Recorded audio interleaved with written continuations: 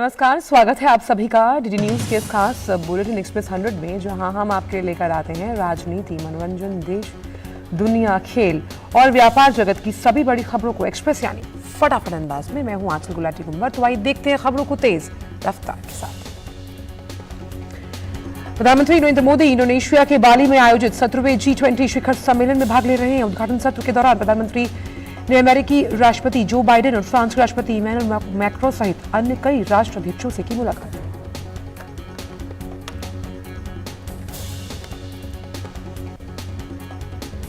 सम्मेलन के दौरान G20 देशों के नेताओं ने बीच सम्मेलन के विषय 7 बड़े सशक्त बनने पर वैश्विक चिंता से जुड़े प्रमुख मुद्दों पर चर्चा की। और प्रधानमंत्री नरेंद्र मोदी कर रहे हैं भारत का नेतृत्व। भारत के लिहाज से शिखर सम्मेलन काफी महत्वपूर्ण। भारत 1 दिसंबर को G20 की अध्यक्षता का पदभार ग्रहण करेगा। भारत की G20 अध्यक्षता के दौरान भारत, इंडोनेशिया और ब्राजील एक तिकड़ी। G20 शिखर सम्मेलन से इतर प्रधानमंत्री बाली में भारतीय समुदाय को करेंगे संबोधित। इसके अलावा प्रधानमंत्री मोदी वैश्विक नेताओं के साथ द्विपक्षीय बैठकें करेंगे।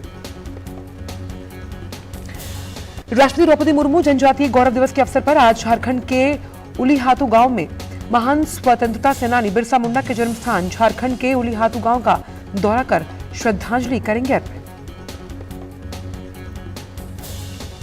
जनजातीय समुदाय के योगदान की स्मृति में बीते वर्ष 15 नवंबर को देश भर में जनजातीय गौरव दिवस मनाया जाता है।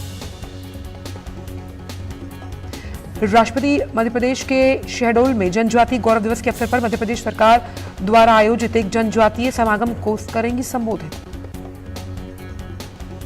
राष्ट्रपति आज शाम भोपाल के राजभवन में अपने सम्मान में आयोजित होने वाले नागरिक स्वागत समारोह में भी शामिल होंगी। इस दौरान राष्ट्रपति रक्षा मंत्रालय और केंद्रीय सड़क परिवहन और राजमार्ग मंत्रालय की विभिन्न परियोजनाओं की वर्चुअल रूप से रखेंगे आधारशिला। उपराष्ट्रपति जगदीप धनखड़ अन्य सांसदों के साथ संसद परिसर में आज स्वतंत्रता सेनानी बिरसा मुंडा की प्रतिमा पर पुष्पांजलि करेंगे अर्पित। भारतीय जनता पार्टी ने गुजरात विधानसभा चुनाव के लिए 12 प्रत्याशियों की एक और सूची की जारी। पार्टी ने अल्पेश ठाकुर को गांधीनगर दक्षिण और डॉक्टर राजुलबेन देसाई को पाटन विधानसभा क्षेत्र से दिया टिकट।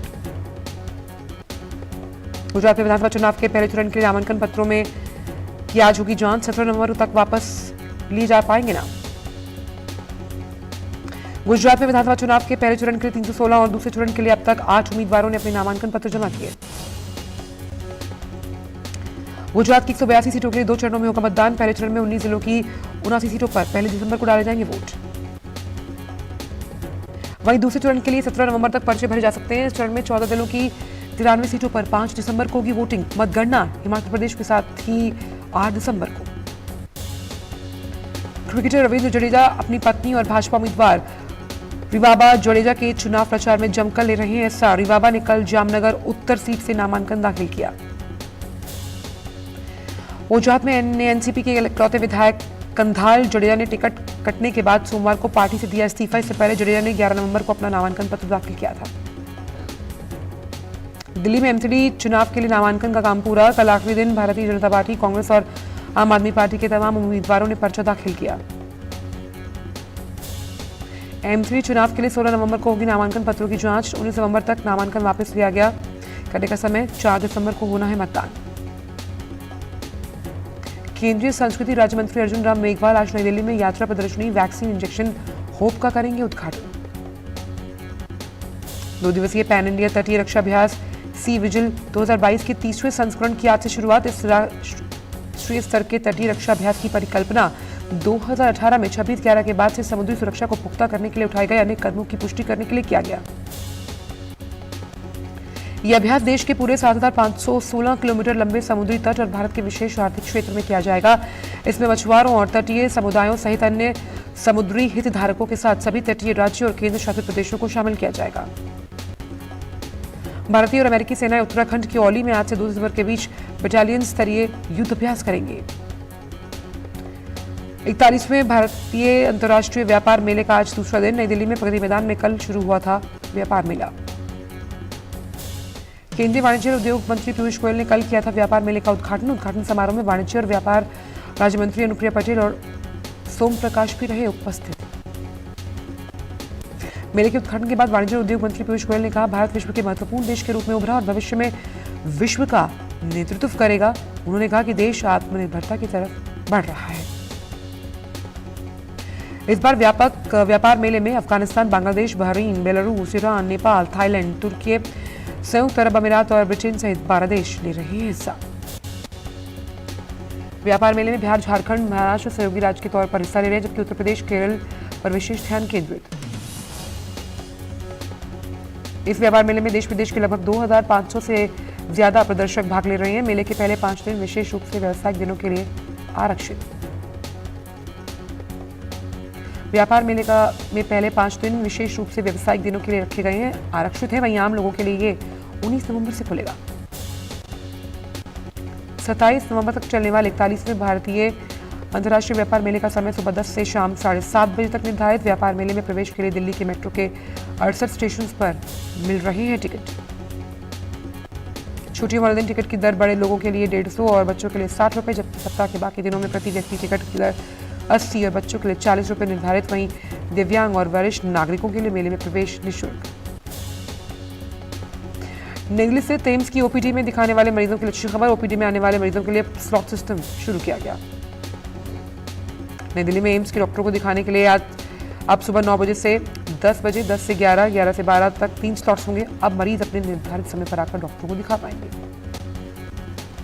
एम्स प्रशासन ने ओपीडी पंजीकरण को लेकर अहम कदम उठाया। अगर कोई मरीज ऑनलाइन अपॉइंटमेंट लेता है तो उसे निर्धारित स्लॉट मिलेगा, ताकि वो उसी समय पर आकर डॉक्टर को दिखा सके। सुप्रीम कोर्ट आज महाराष्ट्र के पालघर लिंचिंग मामले में सीबीआई जांच की मांग वाली याचिकाओं पर करेगा सुनवाई। कथित ठग सुकेश चंद्रशेखर से जुड़े धनशोधन मामले में अभिनेता जैकलिन फर्नांडिस की जमानत याचिका पर दिल्ली की एक अदालत आज दे सकती है आदेश। सुप्रीम कोर्ट ने कहा जबरन धर्मांतरण बहुत गंभीर मुद्दा। कहा धर्म परिवर्तन से नागरिकों की अंतरात्मा की स्वतंत्रता के साथ साथ देश की सुरक्षा भी प्रभावित।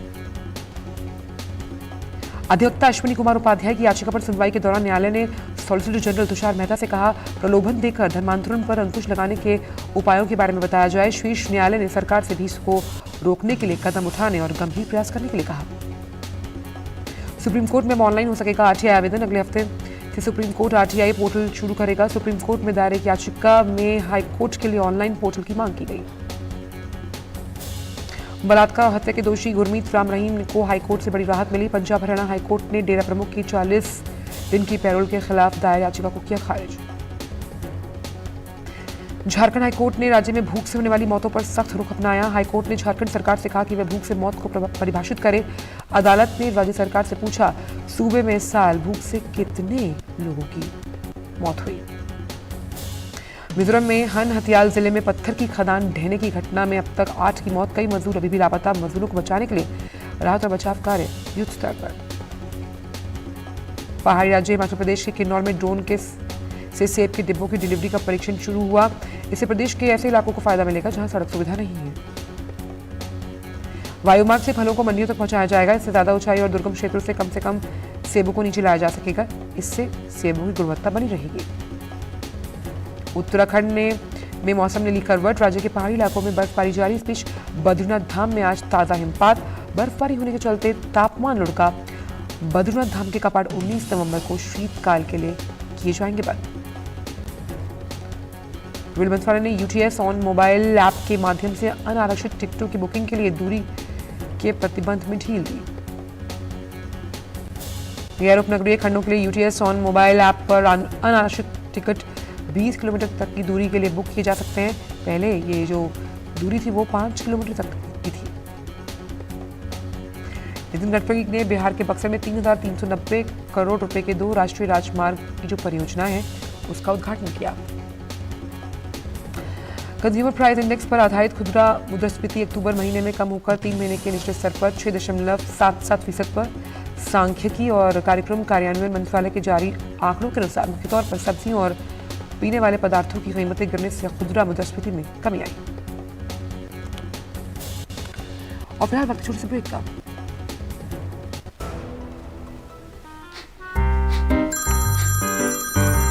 सर आपका केवाईसी अपडेट करना है, नहीं तो अकाउंट और एटीएम कार्ड ब्लॉक हो जाएगा। सावधान सावधान। 2.5 करोड़ का इनाम मुझे। देखिए अनजाने कॉल्स, फर्जी ईमेल्स, लिंक्स और जाली ऐप से अपना पिन, ओटीपी, पासवर्ड कभी भी किसी के साथ शेयर न करें। आप रहेंगे सावधान तो नहीं होगा नुकसान। आरबीआई कहता है जानकार बनिए, सतर्क रहिए। लहलहाती फसल, भरे पूरे खेत खलिहान, हर किसान का बस यही अरमान। लेकिन कभी बारिश, कभी बिजली, कभी ओला, कभी सूखा। प्रकृति का तो नहीं मगर नुकसान का उपाय है AIC से फसल बीमा। Agriculture insurance company of India limited, AIC। Break के बाद सभी का स्वागत करते हैं अन्य खबरों का एक प्रसंग में। सितंबर में खुदरा महंगाई दर 7.41%, खाद्य पदार्थों की महंगाई दर पिछले महीने की 8.41% के मुकाबले अक्टूबर में 7.04% रही। इस अवधि के दौरान ईंधन और बिजली की मुद्रास्फीति पिछले महीने के 10.309% की तुलना में अक्टूबर महीने में 9.93% रही। भारत का खाद्य तेलों के आयात पर खर्च अक्टूबर 2022 के समाप्त होने वाले तेल वर्ष में करीबन 34% बढ़कर करीबन 1.5 लाख करोड़ रुपए हो गया, जबकि मात्रा संदर्भ में ये करीबन 6.85% बढ़कर 140 लाख टन रहा।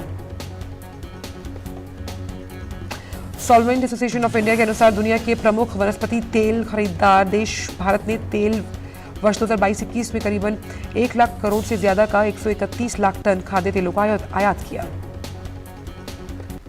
L&T समूह ने L&T इन्फोटेक और माइंडट्री का तत्काल प्रभाव से LTI माइंडट्री में विलय कर लिया। इसके साथ ही समूह की ये संयुक्त इकाई राजस्व के हिसाब से छठी सबसे बड़ी इंफॉर्मेशन टेक्नोलॉजी की कंपनी, बाजार मूल्य के लिहाज से 5वीं सबसे बड़ी कंपनी।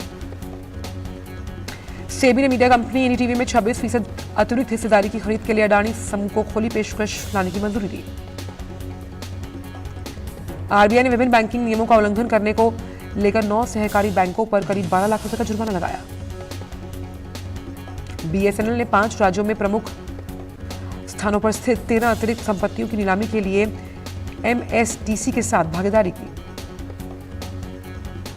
इंडोनेशिया में G20 सम्मेलन शुरू होने के पहले विश्व व्यापार संगठन ने कहा कि वैश्विक आर्थिक अनिश्चितताओं की पृष्ठभूमि में G20 देशों ने मध्य मई से लेकर मध्य अक्टूबर के बीच तेजी से व्यापार बंदिशें लागू की। आदित्य बिरला कैपिटल और निप्पॉन लाइफ के बीच विलय को लेकर चल रही बातचीत नाकाम, क्योंकि रिलायंस कैपिटल की जीवन बीमा इकाई RNLIC में घटी हुई हिस्सेदारी पर रजामंदी नहीं बन पाई। केंद्रीय नागरिक विमानन मंत्री ज्योतिरादित्य सिंधिया ने हुबली और दिल्ली के बीच इंडिगो की सीधी उड़ान का किया शुभारंभ। उड़ान का संचालन सप्ताह के 7 दिन। भारत सरकार के स्वामित्व वाले भारतीय जीवन बीमा यानी कि LIC उद्योग ने अक्टूबर 2022 में किया अच्छा प्रदर्शन, एक्सिस सिक्योरिटीज की एक रिपोर्ट में जानकारी।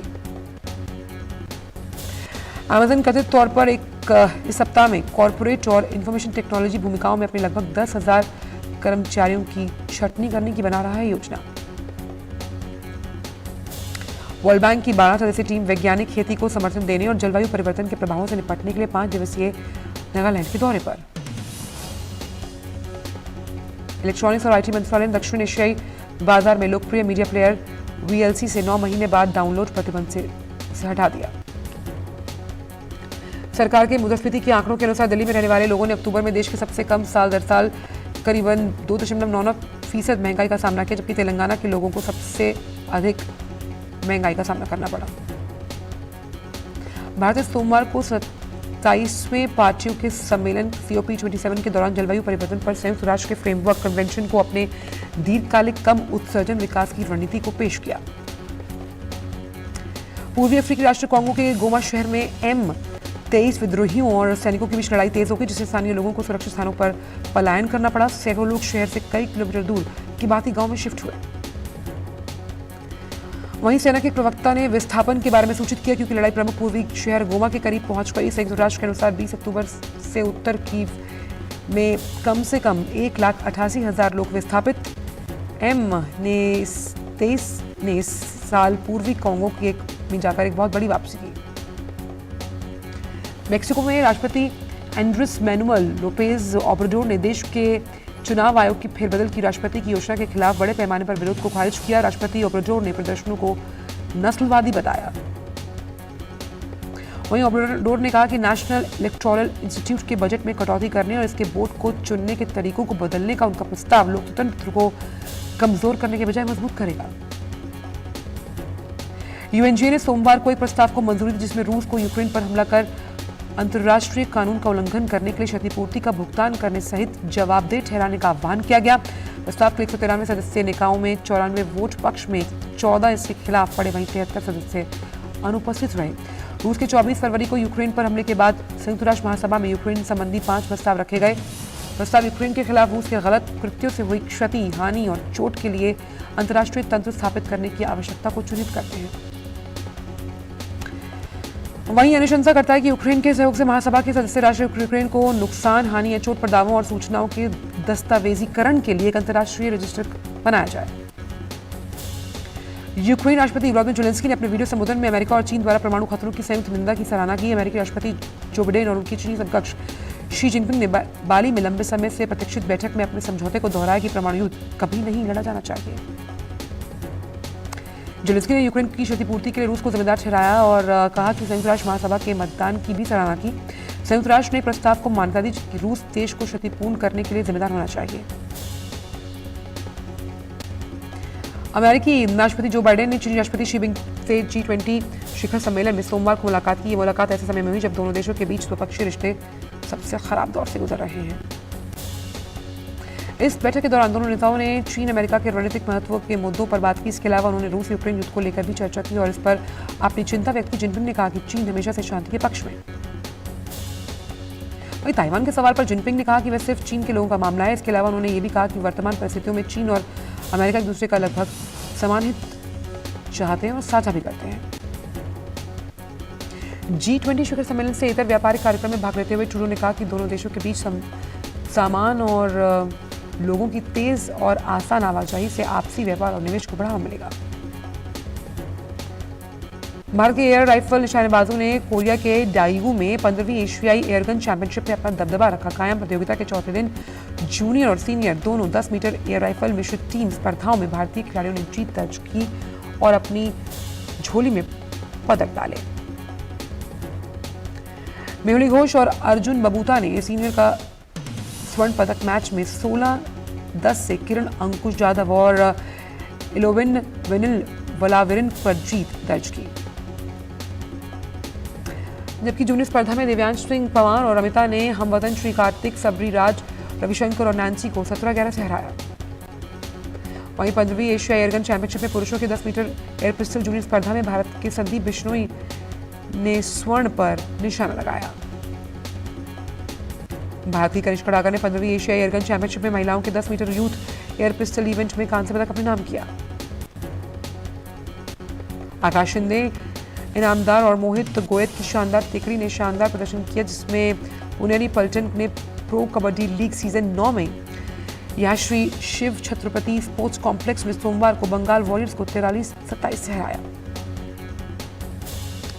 स्विट्जरलैंड ने ग्लासगो में बिली जीन किंग कप का खिताब अपने नाम किया, जिसमें बेलिंडा बेंसिक और जुल टैकमैन ने ऑस्ट्रेलिया के खिलाफ एकल जीत दर्ज कर पहली बार महिला चैंपियनशिप पर किया कब्जा।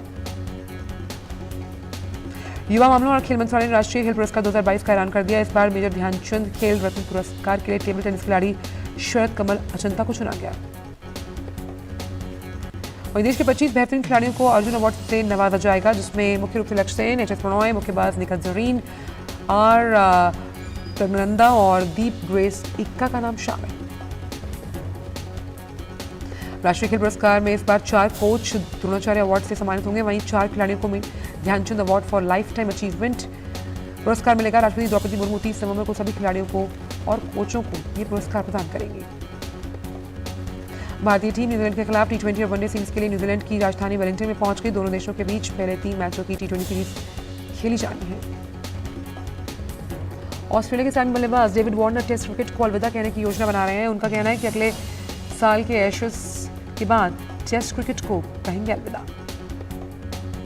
बोल दो ना जरा जब तक और काले आना जैसे गानों के लिए पहचाने जाने वाले गायक अरमान मलिक को उनकी अंग्रेजी एकल यू के लिए 2022 MTV यूरोप संगीत पुरस्कार समारोह में बेस्ट इंडिया एक्ट से सम्मानित किया गया। अगर आप स्ट्रीट स्मार्ट हैं तो आपकी दुनिया की इस तेज रेस में आपको रास्ता मिल जाएगा जो आपको नीचे खींचने पर आमादा है। ये मूल दर्शन है जिसमें आगामी स्ट्रीमिंग शो फाड़ू अपना सार पाता है। अश्विनी अय्यर तिवारी द्वारा निर्देशित सीरीज का टीजर का जो अनावरण है वो किया गया। हाल ही में विक्रम वेधा में नजर आए बॉलीवुड स्टार ऋतिक रोशन ने आखिरकार अपनी अगली फिल्म फाइटर की शूटिंग शुरू की, जिसमें वो दीपिका पादुकोण के साथ स्क्रीन स्पेस साझा करेंगे। स्ट्रीमिंग दिग्गज नेटफ्लिक्स की short documentary the elephant whispers का प्रीमियर 8 दिसंबर को। टॉलीवुड के अनुभवी अभिनेता और महेश बाबू के पिता घट्टा मनेनी शिव राम कृष्ण मूर्ति की हालत बिगड़ गई। प्राप्त जानकारी के मुताबिक अभिनेता ने बीच रात में सांस फूलने की शिकायत की। निर्माता गुनीत मोंगा, जिनकी documentary short film period end of sentence 91 अकादमी पुरस्कारों के लिए सर्वश्रेष्ठ वृत्त चित्र के लिए अकादमी पुरस्कार जीत चुकी है, वह आधिकारिक तौर पर दिल्ली के एक व्यवसायी सनी कपूर के साथ आधिकारिक तौर पर शादी के बंधन बनने के लिए तैयार। अभिनेत्री काजोल की आगामी फिल्म सलाम वेंकी में एक बीमार लड़के की मां की भूमिका वो निभा रही हैं, जिसमें इसका निर्देशन अभिनेत्री निर्देशक रेवती ने किया। ये फिल्म मां बेटे की जोड़ी और उनके रिश्तों की दिल छू जाने वाली कहानी को दर्शाती है। ब्लैक पैंथर 2 अपनी रिलीज के पहले से ही खूब चर्चा में। अब जब फिल्म सिनेमाघरों में रिलीज आ चुकी है तो अपने कलेक्शन को लेकर भी चर्चा बटोर रही है। फिल्म का कुल कलेक्शन 40 करोड़ से ऊपर का रहा। और एक्सप्रेस 100 में फिलहाल इतना ही, दीजिए इजाजत, नमस्कार।